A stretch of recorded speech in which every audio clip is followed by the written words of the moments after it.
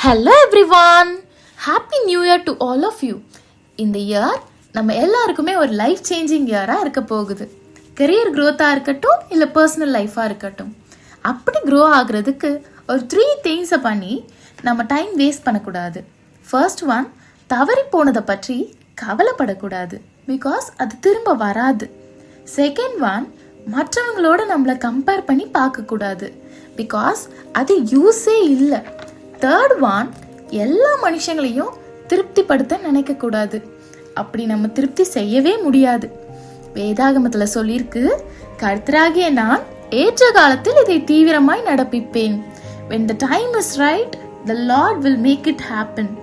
So நம்ம grow ஆக we have to do the right things at the right time. தேவையில்லாத காரியங்களை செய்து டைம் வேஸ்ட் பண்ணக்கூடாது. Keep your body fit and healthy. With positive thoughts, surely we will succeed in this new year. Come, let's shine together.